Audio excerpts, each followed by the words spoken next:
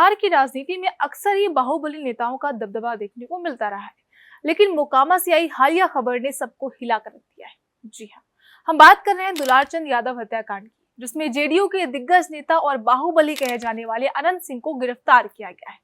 सोचिए, वही नेता जिनके खिलाफ दर्ज है 50 से ज्यादा एफआईआर, 7 हत्या और 11 हत्या की कोशिश के मामले, जिन्हें देखकर आम जनता दंग रह जाती है और जिनकी गिरफ्तारी होते ही उनके समर्थक उन्हें सेल्फी लेने और छोटे सरकार को विदाई देने के लिए उमड़ पड़े। आज के इस वीडियो में हम जानेंगे आखिर हुआ क्या था मोकामा में, अनंत सिंह की गिरफ्तारी का चुनावी माहौल पर क्या असर होगा और क्या ये बिहार की राजनीति में अपराध और सत्ता के संगम की एक नई झलक है। नमस्कार, मैं सुप्रिया सिंह और आप देख रहे हैं न्यूज ट्रैक। मामला 1 नवंबर की रात का है। मोकामा के जोर गांव के पास दो राजनीतिक काफिले आमने सामने आ गए। दोनों पक्षों में झड़प हुई, पथराव हुआ और कई लोग घायल हो गए। लेकिन सबसे बड़ी घटना हुई तब जब दुलारचंद यादव को गोलियों का सामना करना पड़ा और उनकी मौत हो गई। स्थानीय लोगों और गवाहों के अनुसार घटना के समय अनंत सिंह और कुछ उनके सहयोगी वहां मौजूद थे। पुलिस को घटना की जानकारी मिलते ही मोकामा पुलिस और पटना पुलिस ने संयुक्त रूप से जांच शुरू की। रात करीब 11:45 पर कारगिल मार्केट पटना के एसएसपी कार्तिकेय शर्मा ने अनंत सिंह से बातचीत की और उन्हें हिरासत में ले लिया। लेकिन गिरफ्तार करने का तरीका भी काफी ज्यादा चर्चा में रहा। अनंत सिंह के समर्थक वहां मौजूद थे, कुछ सेल्फी लेने को आ गए और तो कुछ मुस्कुराते हुए अपने नेता को विदाई दे रहे थे। ये नजारा ही दिखाता है कि बिहार में बाहुबली नेताओं की लोकप्रियता और डर का कितना बड़ा असर है। पुलिस ने अनंत सिंह के अलावा उनके 2 सहयोगियों मणिकांत ठाकुर और रंजीत राम को भी गिरफ्तार किया। तीनों को आगे कोर्ट में पेश किया गया। अनंत सिंह की गिरफ्तारी सिर्फ एक कानूनी कार्रवाई नहीं थी, बल्कि एक राजनीतिक तमाशा भी बन गई। सबसे पहले तो उनके हाथ में हथकड़ी नहीं लगाई गई, उसके अलावा उनके आवास की तलाशी आधिकारिक रूप से नहीं ली गई। समर्थक उनके चारों ओर थे, पुलिस को संभालना पड़ा।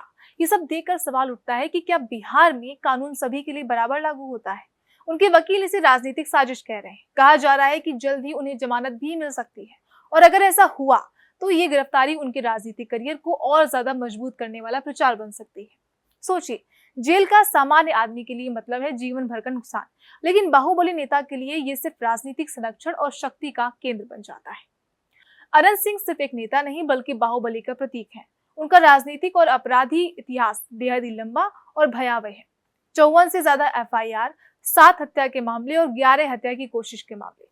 लेकिन इसके बावजूद वो लगातार जमानत पर घूमते रहे और चुनाव लड़ते रहे। जेडीयू जैसी पार्टियों से टिकट पाना उनके लिए राजनीतिक करियर की खासियत है। उनके परिवार का मोकामा पर प्रभाव 1990 से है। भाई और भाभी विधायक रहे हैं, पत्नी नीलम देवी वर्तमान में सीट संभाल रही हैं और अनंत सिंह का डर और बाहुबली छवि उनका सबसे बड़ा हथियार है। किसी भी विरोधी या आम आदमी के लिए उनके सामने खड़े होना एक चुनौती जैसा है। जब अनंत सिंह को पटना रंगदारी सेल में रखा गया तो उनके समर्थक वहां सुबह से जुट गए। सेल्फी लेने वाले थे, मुस्कुराते हुए विदाई लेने वाले थे। पुलिस और मीडिया के बीच भिड़ंत भी हुई। साथ ही सोशल मीडिया पर भी उनकी गिरफ्तारी की वीडियो काफी ज्यादा वायरल हो गए। ये नजारा दिखाता है कि बिहार में बाहुबली नेताओं की लोकप्रियता, डर और राजनीतिक पकड़ कितनी ज्यादा मजबूत है। दर्शक सोचते हैं कि क्या ये लोग नेता को जेल में जाने के बाद भी हीरो मानते हैं? तो ये सवाल बिहार की राजनीति और लोकतंत्र की स्थिति पर गहरा असर डालता है। कांग्रेस नेता पवन खेड़ा ने कहा कि पहले भी जमानत हुई है तो ये तो शो है। असल सवाल ये है कि क्या अपराधियों को टिकट देकर लोकतंत्र मजबूत होता है? गरीब के लिए जेल एक अभिशाप है, लेकिन बाहुबली नेता के लिए सत्ता और राजनीतिक अधिकार का केंद्र बन जाता है। वही बिहार में चुनाव नजदीक हैं। 6 और 11 नवंबर को मतदान और 14 नवंबर को नतीजे। अनंत सिंह की गिरफ्तारी चुनावी माहौल को और ज्यादा गर्म कर सकती है। उनके समर्थक इसे शहीद और हीरो बनाने की कोशिश करेंगे, मतलब कि गिरफ्तारी उल्टा उनके चुनावी फायदा भी बन सकती है। तो क्या बाहुबली नेताओं को जेल में रहकर भी वोट बैंक बनाना आसान हो जाता है, या फिर इस बार न्याय और कानून की जीत होगी?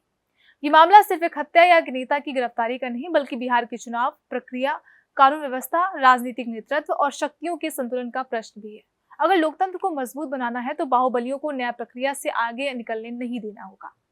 वहीं आम आदमी को यह भरोसा मिलना चाहिए कि उसके वोट की कीमत है, सिर्फ उसके समर्थक होने की वजह से उसकी आवाज दबाई नहीं जा सकती है। कमेंट में बताइए कि आपके हिसाब से बिहार में लोकतंत्र और कानून कब तक मजबूत होगा।